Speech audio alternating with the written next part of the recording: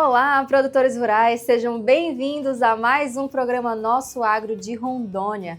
Eu sou a Mariodete, sou aqui do Sistema Faperon Senar e você vai acompanhar comigo ao longo desse programa todas as notícias que rodearam ali o agronegócio, o agro do nosso estado, tanto aqui e nacionalmente também. O que foi notícia no Sistema Faperon, o que foi notícia nos sindicatos, a gente traz para você hoje. Então fica com a gente que tem muita notícia boa hoje.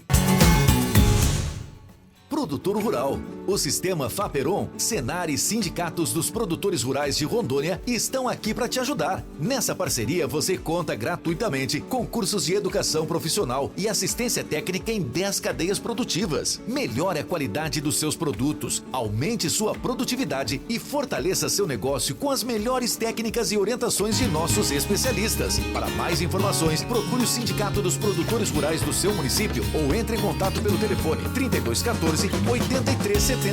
Sistema Faperon, Senar e Sindicatos Rurais de Rondônia. Seu parceiro no agronegócio. E nesse primeiro bloco nós vamos direto para Costa Marques, porque lá teve a colação de grau da turma do curso técnico em zootecnia. 11 novos profissionais entraram no mercado de trabalho aí e o nosso coordenador de programas especiais aqui do Senar, Alex Lima, foi lá verificar como que foi essa festa. Vamos conferir.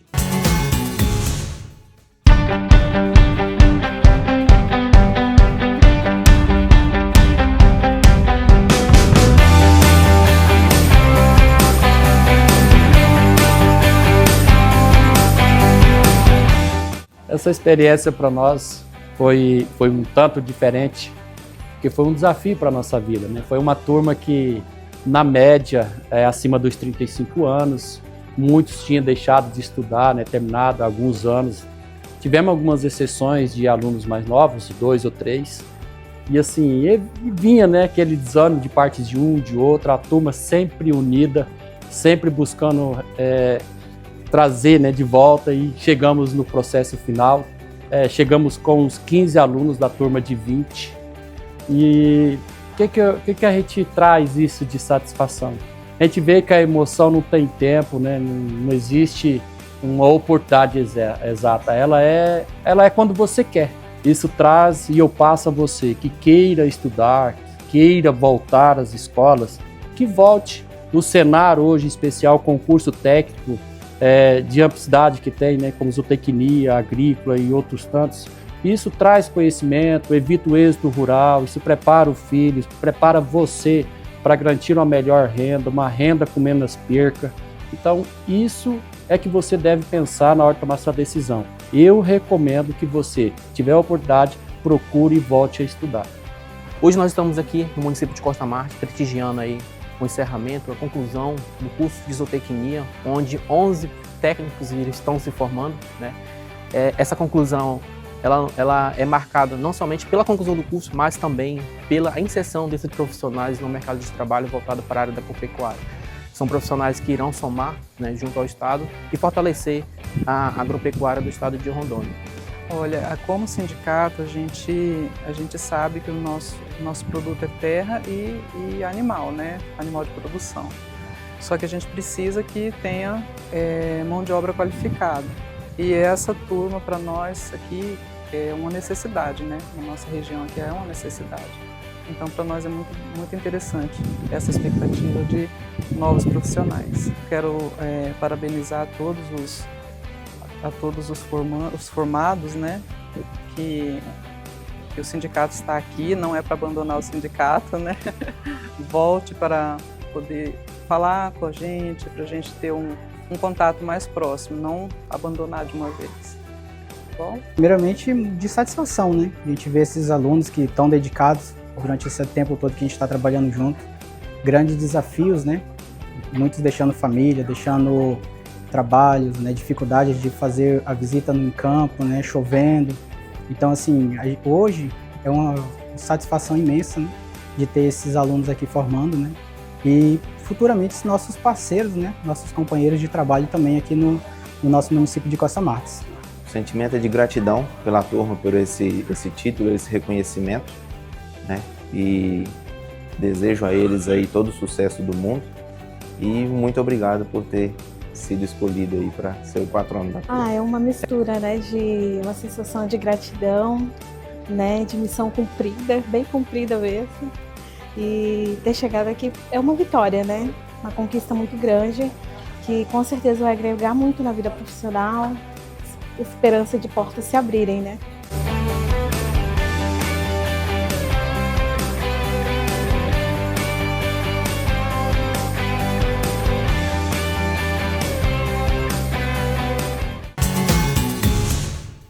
Tá aí, você acompanhou então como que foi essa colação de grau dos técnicos lá de Costa Marques. Parabéns aos novos profissionais. Mas mudando de assunto e ainda falando sobre as ações do Senar, ocorreu essa semana uma excursão técnica envolvendo ali os produtores rurais da assistência técnica e gerencial. Eles foram até o Acre analisar, ver como que está sendo em algumas propriedades, inclusive visitaram um frigorífico muito bacana e a gente tem uma entrevista para mostrar para você.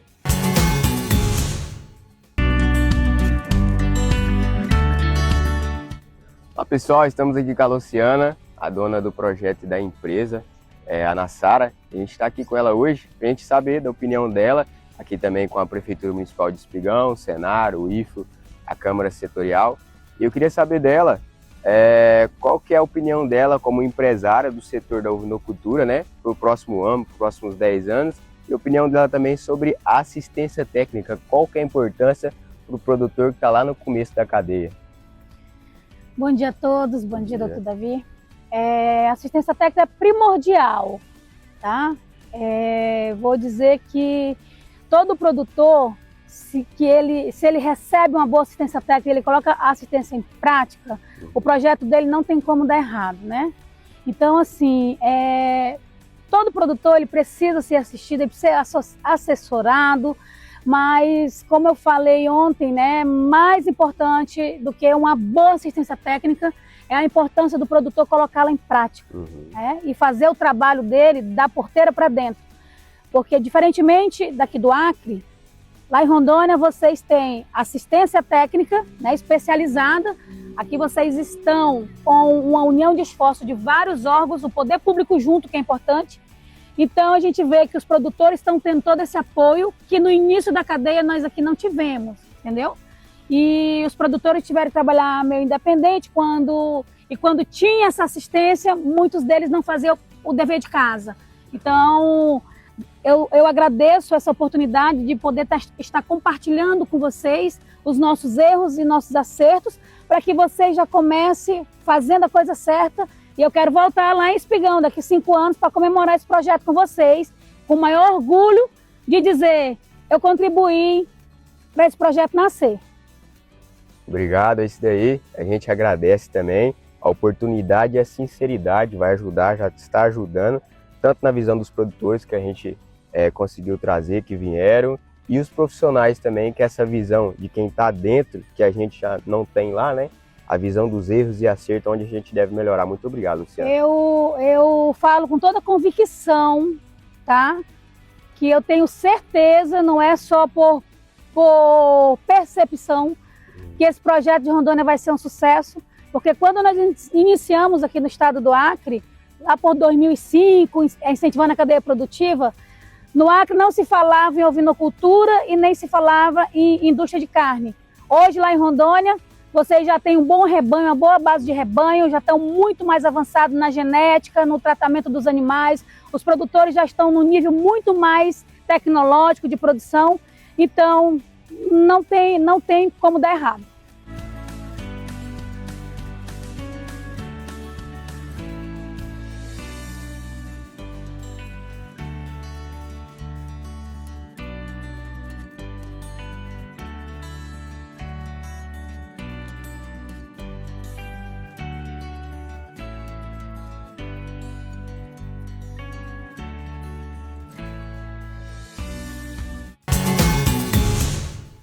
produtor rural. O Sistema Faperon, Senar e sindicatos dos produtores rurais de Rondônia estão aqui para te ajudar. Nessa parceria você conta gratuitamente com cursos de educação profissional e assistência técnica em 10 cadeias produtivas. Melhore a qualidade dos seus produtos, aumente sua produtividade e fortaleça seu negócio com as melhores técnicas e orientações de nossos especialistas. Para mais informações, procure o Sindicato dos Produtores Rurais do seu município ou entre em contato pelo telefone 3214-8371. Sistema Faperon, Senar e Sindicatos Rurais de Rondônia, seu parceiro no agronegócio. Voltamos com o nosso programa Nosso Agro de Rondônia. Muita informação para você aqui hoje, então fica com a gente que tem muita coisa boa. E olha, a Federação de Agricultura e Pecuária participou nessa semana de uma audiência pública na Assembleia Legislativa para tratar sobre os impactos da concessão na BR-364. E o analista da Faperon participou dessa audiência pública e traz mais detalhes para vocês. A Federação da Agricultura e Pecuária esteve presente na audiência pública para debater os impactos da concessão da BR-364.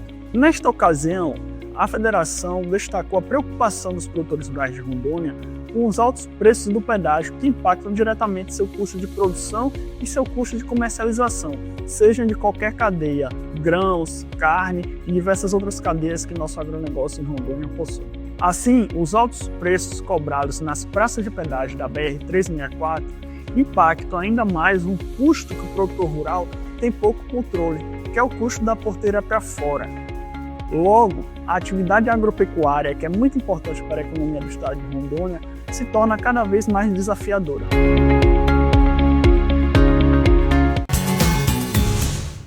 Como Federação da Agricultura, a gente pensa que essa BR, os pedágios, estão um valor muito alto e impacta os custos de produção e também de comercialização do produtor rural de Rondônia. A gente sabe que o agro em Rondônia é uma mola propulsora da nossa economia. E quando a gente fala de frete, é um dos principais custos. A gente tem um elevado custo no frete para a comercialização. O produtor de Rondônia ele já tem grande dificuldade com a comercialização. Aqui não é o caso, mas quando a gente se fala de grãos, a gente tem um grande déficit de armazenagem no estado. Então, por exemplo, o produtor de soja, de milho, ele comercializa sua produção no pior momento, que é o momento da colheita, e acaba comercializando por um preço bem baixo, por conta da grande oferta. E quando você aumenta o custo de transporte, isso diminui muito a margem do produtor rural. A mesma coisa quando o produtor rural ele precisa comprar insumos, né, que muitas vezes quando a carreta não volta vazia, e aí já tem um custo a mais do pedágio, volta com insumos como ureia, etc., para melhorar a produtividade no campo. E mais uma vez, o custo do pedágio aumenta esse custo de produção do produtor rural. Então o produtor rural ele acaba sendo muito impactado por esses custos. O produtor rural não tem controle fora da porteira. Ele controla da porteira para dentro. E aí esses custos de commodities, quando a gente pega a soja e a carne, que são preços dados, combustível dos caminhões, o frete, isso diminui cada vez mais a margem do produtor rural. Porque a trade, que é quem comercializa a soja, os frigoríficos, não vão baixar os preços que são cotados internacionalmente. Então vai pagar menos para o produtor rural. Ele fica com sua margem reduzida por conta dos custos dos fretes. Alguns dados para ilustrar melhor como o produtor rural não tem controle fora da porteira e fica refém dos preços que são dados. Por exemplo, se a gente pegar esse ano, o ano de 2026, e o mês de janeiro, que é o mês que tem os dados fechados, são os principais destinos de exportação de Rondônia? Em primeiro lugar, a gente tem a China. Isso eu acho que todo mundo aqui deve saber. Em segundo lugar, temos os Estados Unidos. Quem sabe qual é o terceiro destino das exportações de Rondônia no início desse ano? Irã. Irã foi o terceiro destino de exportação de Rondônia e o principal produto é o milho, é um produto agropecuário. Ou seja, esses preços vão ser impactados. Todo mundo assistiu no final de semana o início da guerra que aconteceu lá, o Irã contra os Estados Unidos. Então, o produtor rural ele não tem como exigir um preço que é dado internacionalmente e que pode ser impactado diretamente com o conflito armado que está acontecendo do outro lado do mundo. Ele só aceita aquele preço. Além de vendermos milho para o Irã, a gente compra ureia do Irã. E a ureia é um insumo agropecuário. Ou seja, o produtor rural ele é totalmente impactado pelo mercado global, com preços dados, tem poucos controles sobre esses preços e ainda mais temos um preço a mais agora, que é os altos custos dos fretes, por conta do custo do pedágio, né? Quero dizer isso. Porém, a gente não é contra a privatização, a gente sabe que tem os benefícios, e os benefícios são melhorias nas estradas e tudo mais, mas tem que ser um valor justo que permita que o produtor rural continue produzindo e continue contribuindo para o estado de Rondônia crescer. Essa é a posição da Federação da Agricultura de Rondônia. Muito obrigado, Vitor. Muito contribuiu. Parabéns. De fato, fala com propriedade, né? Tem acompanhado os nossos produtores de perto. E agora nós passamos para as notícias nacionais. O que é destaque nacionalmente no agro e que é muito importante para você? O Ouça o Agro, o podcast da CNA, trouxe novas atualizações com relação ao crédito e à segurança social. Então, o jornalista Guilherme Rios entrevistou os assessores da CNA para tratar sobre esse assunto. Vamos conferir. Nos Estados Unidos, eles possuem uma agência específica de gerenciamento de riscos. Então, essa agência ela define todos os critérios de seguros e não deixa na mão do mercado. Aqui no Brasil, quem define tudo são as seguradoras, por exemplo.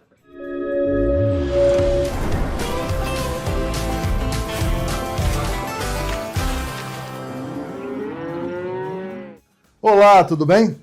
Bem-vindos, bem-vindas. Em um mundo cada vez mais competitivo na área comercial, planejamento, segurança e previsibilidade são palavras-chave, especialmente para o produtor rural. Neste Ouça o Agro, com a ajuda do assessor técnico da CNA, Guilherme Rios, vamos apontar caminhos para melhorar, por exemplo, o crédito e o seguro rural no Brasil, com base na experiência dos Estados Unidos. Ouça o Agro, o podcast do Sistema CNA Senar. Não esqueça de se inscrever no nosso canal do YouTube, no Spotify ou no seu tocador de podcast favorito. Oi, Guilherme, bem-vindo, tudo bem? Estevão, tudo bem? Como é que você vai? Tudo jóia. Desfez as malas, chegou de um importante encontro nos Estados Unidos, o Fórum da Agricultura Americana. Isso aí, Estevam, malas desfeitas, agora é compartilhar com o pessoal tudo que eu vi lá e foi muita coisa, principalmente na questão das políticas agrícolas. Pois é, aqui, pessoal, nós vamos nos centrar hoje em basicamente 3 pontos, né? Políticas públicas na área da agricultura, obviamente, seguro rural e crédito ao produtor. Eu sei que são temas muito estratégicos e caros para você, produtor. Guilherme, o que mais chamou a atenção para a gente começar a despertar a curiosidade de quem está nos acompanhando? Estevão, o que chama a atenção quando você compara as políticas agrícolas dos Estados Unidos com a brasileira é a importância que cada governo dá. Lá eles gastam um orçamento ali multibilionário com essas políticas, né? Enquanto que no Brasil aqui a gente tem uma grande dificuldade. E boa parte do orçamento brasileiro ainda é contingenciável. Ou seja, se as contas apertarem ao longo do ano, o governo vai lá e corta. Isso acontece... Não tem garantia, né? Não tem garantia nem previsibilidade zero no Brasil. Lá eles têm esse orçamento bem robusto e que funciona.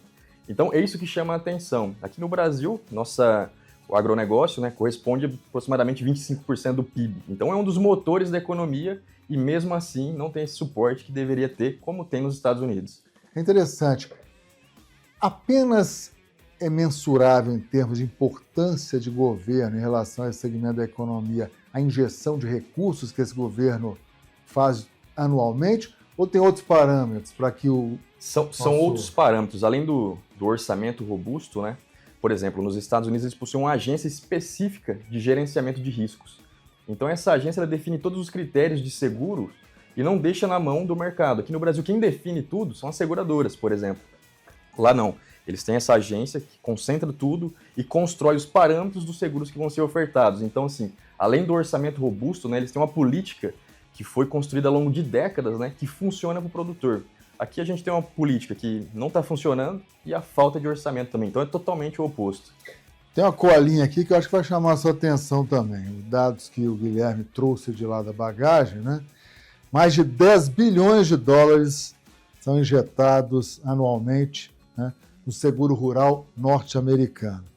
Aqui é bem menos, né? Estevão, aqui trazer o exemplo de 2025. Nós tivemos ali o anúncio de um pouco mais de R$1 bilhão para o PSR, né, que é o Programa de Subvenção ao Prêmio do Seguro Rural, porém, ao longo do ano, o governo bloqueou 42% desses recursos, né? Então, a gente aplicou ali aproximadamente 500, 600 milhões de reais. No fim das contas, a gente cobriu, em 2025, 3,2 milhões de hectares. Isso corresponde a menos de 5% da nossa área agricultável. Nos Estados Unidos, com esses 10 bilhões, eles cobriram mais de 200 milhões de hectares e cobriram ali aproximadamente 90% de toda a área.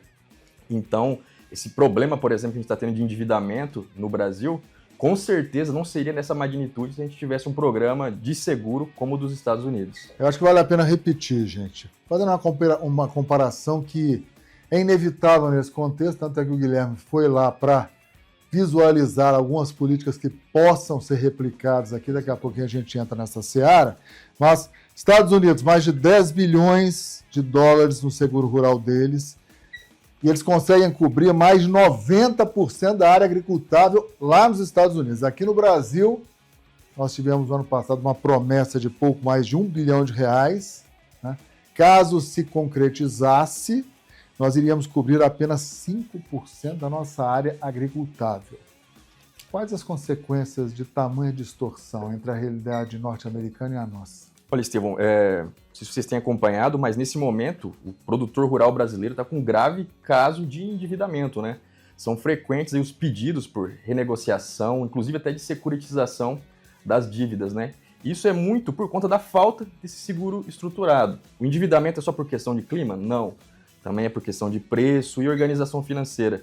Mas boa parte, por exemplo, Rio Grande do Sul, a catástrofe que nós tivemos lá, né?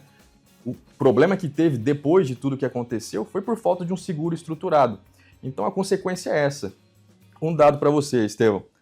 Ano passado, o governo brasileiro, né, anunciou uma medida de renegociação, a MP 1314, que custou 14 bilhões de reais. Para o seguro rural, como a gente falou, é um pouco mais de 1 bi. Então, olha o problema, a distorção nas políticas. A gente está gastando muito remediando os problemas e muito pouco trazendo ali a prevenção para evitar esses problemas. Então a gente tem uma distorção de como as políticas estão sendo conduzidas no Brasil. Dinheiro tem, mas está sendo mal aplicado. Ou seja, nós estamos, infelizmente, pelo que você está contextualizando, privilegiando a correção e não a prevenção. Exatamente. Muitas vezes. Exatamente. E mesmo esses 14 bilhões não foram suficientes para atender todo o público endividado. Então, o cenário que a gente teve de endividamento no ano passado continua em 2026. O orçamento do seguro rural no Brasil para 2026 é o mesmo do ano passado e, novamente, sem previsibilidade. Então, todo esse cenário pode continuar e ficar até pior, caso a gente não tenha, de fato, mudanças no direcionamento dessas políticas. Agora é interessante porque tem um tal do contingenciamento também, que é o fantasma, né? Exatamente. Prevalece, pode prevalecer esse ano também. Exatamente. Nós trabalhamos muito no ano passado, né, a CNA, tentando ali suplementar o recurso e também colocar ali na LDO, né, a Lei de Diretrizes Orçamentárias, no anexo ali específico de não contingenciamento, o seguro rural. Conseguimos colocar, o orçamento do seguro estava blindado ali de cortes, mas agora no começo do ano o presidente da República vetou essa parte e novamente aí o recurso do seguro está passível de cortes. Então, cenário preocupante novamente. Eu estava olhando o material que fez parte das discussões lá em Washington, discussões das quais o Guilherme ele participou. No capítulo do seguro rural, nos Estados Unidos, eles falam muito em gestão de riscos. O que é isso na prática, Guilherme? Estevão, lá não é apenas o seguro. O gerenciamento de riscos dele passa de uma forma muito ampla. Eles possuem nos Estados Unidos uma agência específica para gerenciamento de riscos. É a Agência de Gerenciamento de Riscos, a RMA. Lá essa agência define todos os critérios que constam numa apólice. Aqui no Brasil, quem define isso basicamente são as seguradoras, mas lá não. O produto ele já é construído pelo governo conforme a necessidade do produtor americano. Hoje aqui no Brasil, a subvenção, né, para o produtor, aquilo que o governo paga da apólice, chega a 40% no máximo. Soja, por exemplo, é 20%. Lá nos Estados Unidos, todos recebem 60% do valor do prêmio. Então, o seguro ele sai muito barato para o produtor rural e ele tem essa garantia de que o problema que ele tiver, seja de clima e também de preço, que acontece lá, ele vai receber. Então, assim, a estruturação da gestão de riscos lá é bem diferente daqui. Aqui a gente só tem o PSR e alguns outros programas de gestão de risco que também tem problema orçamentário. Gente, essa é uma das principais bandeiras erguidas pela CNA, pela Frente Parlamentar do Agronegócio, Agricultura e Pecuária, lá no Congresso Nacional. É uma batalha, muitas vezes, política, jurídica, mas em termos de... É um modelo ideal dos Estados Unidos? Ou a gente pode extrair alguns pontos de lá que possam ser replicados aqui? Olha, uma coisa que é bom deixar clara é que o nosso programa, quando ele teve o orçamento adequado, ele funcionou muito bem. Então, o nosso programa ele vinha sendo ali aperfeiçoado, é um bom programa e, assim, o modelo americano tem muito daquilo que poderia ser replicado no Brasil, mas a gente também tem as nossas particularidades, né, de um país tropical, um país com muitas diferenças no modal produtivo, né, a gente tem no norte, no nordeste, no sul. Então, assim, a gente poderia pegar exemplos do caso americano, né, implementar no nosso PSR, nosso Programa de Subvenção ao Seguro Rural, mas existem outros programas no mundo que também funcionariam muito bem. A gente tem que pegar ali aquilo que já tem lá fora e aperfeiçoar o nosso. Não seria trazer o programa, mas sim melhorar aquilo que a gente já tem em casa. Uma coisa que me chamou a atenção, Guilherme, gostaria que você falasse um pouquinho aqui, nesse bojo aí, nesse montante dos 10 bilhões de dólares que são injetados anualmente pelo governo americano no seguro rural lá para os agricultores, eles têm diferentes modelos que atendem a diversas cadeias produtivas. Isso é importante também, dessa segmentada? Sim. Essa adaptada a cada necessidade de cadeia lá? Cara, isso é essencial, Estevão. Quando a gente conversa com os produtores aqui, principalmente quando nós vamos construir as propostas do Plano Safra, né, que a gente sempre pergunta para o produtor aquilo que ele entende que deveria melhorar no Brasil, eles sempre apontam que as ferramentas de seguro que são ofertadas em muitas regiões, inclusive o próprio Mato Grosso cita isso, eles não são adequadas para a realidade deles. E lá nos Estados Unidos é diferente, eles têm produtos adequados que atendem uma gama muito variada de produtos, frutas, hortaliças, até para pastagem eles têm seguro nos Estados Unidos. Aqui o nosso seguro que funciona melhor, inclusive aquele que toma a maior parte dos recursos, é para grãos e é um multirrisco ali. Funciona muito bem em algumas regiões, mas para outras regiões ele deixa a desejar. Então, o rol de produtos que eles têm lá é muito mais amplo do que o que a gente tem aqui. Sei que você está com a cabeça muito voltada, até com informações muito frescas, acabou de desembarcar dos Estados Unidos, mas você citou há pouco, eu acho que é interessante nós dividirmos também com o nosso telespectador, o nosso ouvinte, outros modelos que não são especificamente o modelo norte-americano que você citou. O modelo europeu chama atenção, o modelo asiático. Hoje, no tabuleiro de xadrez do comércio internacional nessa área de seguros, o que está mais bombando? Um modelo que é muito discutido, que também, claro, não atenderia toda a necessidade brasileira, mas poderia ser adaptado aqui, é o modelo espanhol. Eles têm um modelo lá de mutualismo, né, onde os riscos são divididos, que poderia ser replicado em muitas regiões aqui do Brasil. A gente tem algumas regiões que basicamente têm operações de agricultura familiar, né, e operações mutualistas, né, em que o risco fosse diluído, com certeza reduziria o preço do seguro para esses produtores e funcionaria muito bem. Então, como eu falei, são vários modelos que poderiam ser adaptados em diferentes regiões do Brasil e diferentes portes de produtores. Então, não existe uma receita de bolo para o caso Brasil, mas a gente consegue construir algo pegando esses vários modelos. Agregar, né? Com certeza. Agregar, adaptar. Né? Pessoal, vamos fazer o seguinte, uma rápida pausa, tem informações que eu acho que vão ser muito relevantes no contexto aqui da nossa discussão. Daqui a pouco a gente volta com o Guilherme, a gente vai centrar muitas informações sobre o crédito ao produtor rural, hein? Tá pano pra manga esse assunto, hein? Também. Rapidinho, daqui a pouco a gente volta. Você sabia?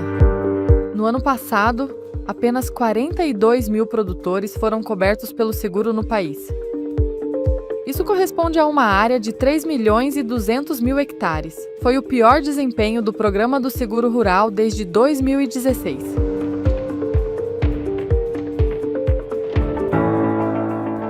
O recorde absoluto foi em 2021.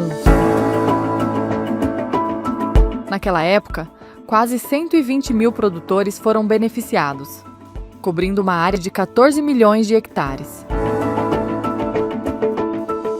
Guilherme, números que saltam aos olhos e demonstram, né, as dificuldades que nós temos ainda nesse campo do seguro. Mas vamos voltar a falar agora do crédito ao produtor. Por que o pessoal reclama tanto aqui? Olha, aqui a gente está vivendo um caso bem particular por conta do cenário de endividamento, Estevão. Muitos produtores não estão conseguindo acessar o crédito, mas por conta de um temor das instituições financeiras, né? Têm solicitado maiores garantias, estão ofertando limites maiores, então todo esse cenário de endividamento criou determinadas barreiras no mercado financeiro. Está muito burocrático ainda? Muito burocrático até pelo risco, né? As instituições financeiras estão receosas com aquilo que pode acontecer. Eles sabem que não tem um seguro estruturado e que muitos produtores estão com a saúde financeira abalada. Então, nesse momento, o produtor está com grandes dificuldades de pegar crédito. Mas, assim, mesmo em bons momentos, aqui a questão do crédito no Brasil é um tanto complicada. O Plano Safra, por exemplo, que no passado, né, um passado até distante, era a principal fonte de recurso, hoje corresponde a aproximadamente 30% daquilo que o produtor utiliza de crédito. 30%? 30%. Então, o mercado privado hoje, mercado de capitais, barter e todas as outras estruturas, já é o principal financiador do produtor. Então, o mercado privado e o governo cada vez menos participando desse financiamento. Não é nem questão de julgar, mas é uma pergunta de leigo, tá? Sim. Eu me permito fazer. Quando o mercado privado avança nesse crédito, isso é bom ou ruim para um país? E o governo fica mais tímido, recursos públicos caem um pouco e o recurso privado avança na balança. Se esse recurso privado vier em condições adequadas e não for porque é a única alternativa, isso é muito bom. O mercado privado tem financiado o agro de uma forma bem exemplar, inclusive, e a questão do governo, até por conta das limitações orçamentárias que a gente tem, cada vez mais está ficando focado na agricultura familiar. E a gente concorda com isso. Realmente, já que o orçamento é pouco, né, que a gente foque na agricultura familiar, que precisa de um apoio maior, e deixe o mercado de capitais ali atendendo o médio e o grande produtor. Porém, a gente também precisa ali criar condições, né, um ambiente de negócio adequado para esse mercado privado. A gente ainda tem muitas barreiras burocráticas no Brasil, questão de cartórios, registros, que atrapalham bastante e acabam deixando esse crédito caro. Mas assim, o mercado privado no Brasil tem funcionado muito bem. E o Plano Safra cada vez mais ficando restrito à agricultura familiar. Guilherme, o que acontece lá nos Estados Unidos? Quando a gente fala crédito ao produtor, quais são as principais diferenças entre o crédito ao produtor americano e o crédito ao nosso produtor? Lá o cenário muda. Nos Estados Unidos o cenário muda. Lá, eles focam muito na gestão de riscos, como eu citei, né? Tem um orçamento de seguro rural ali de 10 bilhões. O programa que eles têm também para apoio de preço, quando o preço cai menos do que o mínimo, né? Seria um programa de garantia de preços mínimos, como a gente tem no Brasil. Eles gastam 44 bilhões ao ano. Então, eles focam em gestão de riscos e estabilidade de preços. O mercado de crédito subsidiado deles é quase que mínimo. Então, o produtor pega crédito lá basicamente de forma privada. Porém, tem uma diferença. A diferença de pegar um crédito privado nos Estados Unidos e no Brasil. Juros? Juros. Qual que é a taxa básica da economia americana hoje? 3,5%. No Brasil, a gente tem uma Selic de 15%. Então, tem esse peso, né? Hoje, o produtor brasileiro, quando vai pegar um crédito privado no mercado, ele está pegando no mínimo 18%. Muitas atividades agropecuárias não têm essa rentabilidade. Nos Estados Unidos, pegando esse crédito privado, o produtor está pagando ali entre 8% e 10%. Então, a diferença bem grande para esses dois produtores. Como é que a gente pode melhorar, Guilherme, esse acesso ao crédito no país para o produtor rural? Olha, tem as questões macroeconômicas, né, Estevão? É difícil. Taxa de juros, né? Aí é um pouco mais complicado. Mas até a CNA tem feito muito, inclusive nesse momento a gente está trabalhando numa nova lei do agro, né, lá na Câmara de Crédito do Ministério da Agricultura, que a ideia é essa, é retirar toda essa burocracia que a gente tem no meio do caminho, dar segurança jurídica para o credor e também para o produtor, para que esse mercado flua. A gente tem hoje muitos sócios ocultos, que a gente fala no crédito rural, né? O produtor, ele vai pegar um crédito, tem que dar determinada garantia, ele paga muito caro em cartório, a depender do estado. Vou trazer um dado para você aqui de um levantamento que a CNA fez. Nós pegamos uma operação de crédito rural de R$350 mil e simulamos o registro dessa garantia em todos os estados do Brasil. O estado que custou menos foi R$180, e o estado que custou mais para esse mesmo tipo de serviço, esse mesmo valor foi R$5.800. Então você imagina, inclusive esse mais caro é o Maranhão. Imagina esse produtor do Maranhão que vai pegar esse crédito e tem que pagar R$5.800 para registrar essa garantia. O custo dele vai lá em cima. Então a gente tem trabalhado muito nesse meio de campo, né, para tentar facilitar o acesso do produtor sem flexibilizar a questão de segurança, né, mas fazendo com que o crédito flua. Esse exemplo seu foi muito notório e é muito emblemático. Com a experiência que você tem, dá para a gente tentar padronizar essas taxas cobradas em nível nacional? Claro, garantindo e entendendo as peculiaridades de cada unidade da federação, mas dá para reduzir um pouco essa... Um foi quanto? 180? 180 e o outro 5.800 reais. Aí tem uma questão polêmica, que é a cobrança de emolumentos cartorários, né? Tem taxa de fiscalização que vai para o Tribunal Judiciário de cada estado, então tem essas questões. Mas assim, se a gente está fazendo o mesmo tipo de serviço, o mesmo valor de cédula, não tem por que custar mais do que um outro lugar, do que em determinada unidade da federação, né? Então, a gente acredita sim que poderia ser padronizado. Inclusive, tem um projeto de lei do presidente da Federação da Agricultura de Goiás, né, nosso presidente da Comissão de Política Agrícola aqui da CNA, Dr. José Mário, que busca colocar um limite do valor que pode ser cobrado no registro de crédito rural. Então, a via que a gente está encontrando é a legislativa para tentar melhorar esses empecilhos que o produtor encontra. Mas são diversos outros que tem no meio do caminho também, Estevão. Você falou há pouco nos subsídios, né? Que sempre demandam muita polêmica, esse comércio exterior.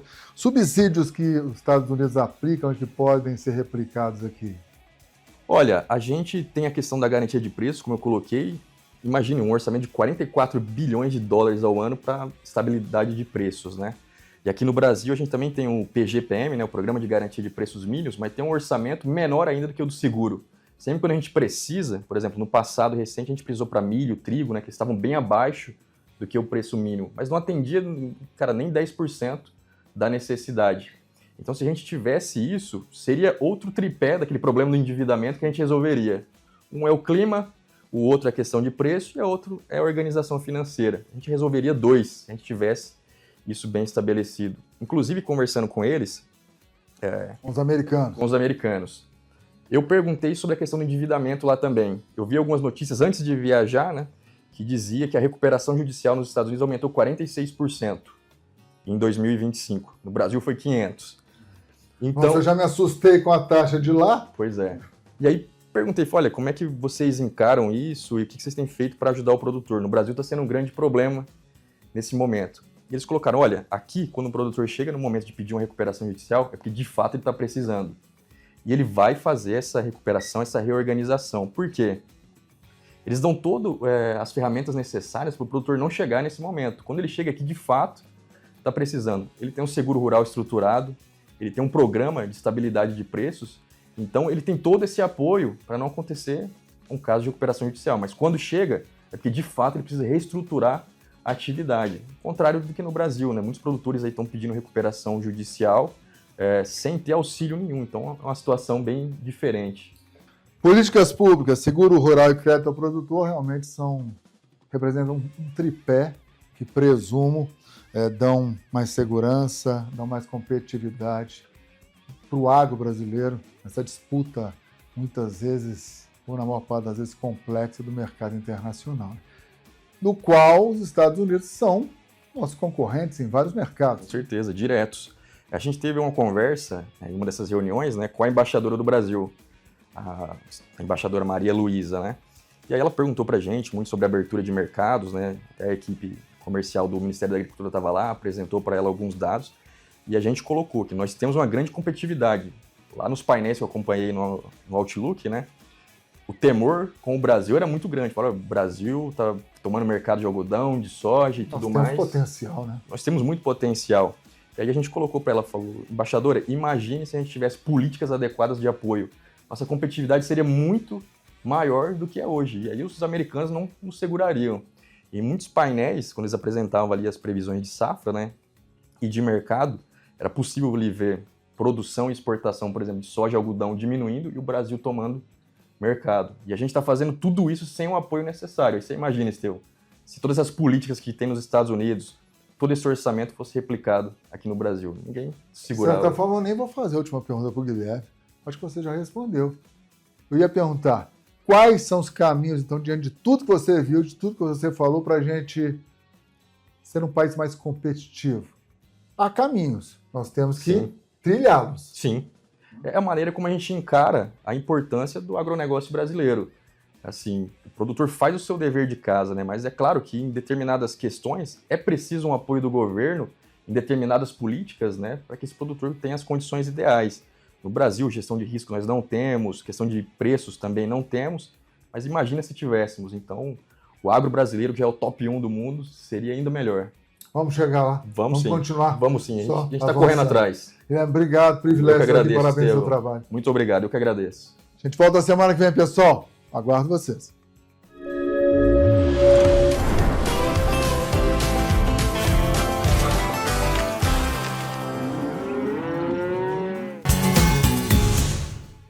Estamos chegando ao final do programa Nosso Agro de Rondônia e que prazer foi ter você até aqui. Muito obrigada pela sua participação. Siga o Sistema Faperon Senar nas nossas redes sociais. Procure lá, Sistema Faperon Senar. Veja também o nosso site para você ficar informado durante a semana sobre tudo o que acontece. Os cursos que estão em andamento, os cursos que vão acontecer, dias de campo, vai que aparece alguma coisa aí no seu município. Muito obrigada pela sua participação e até a próxima semana.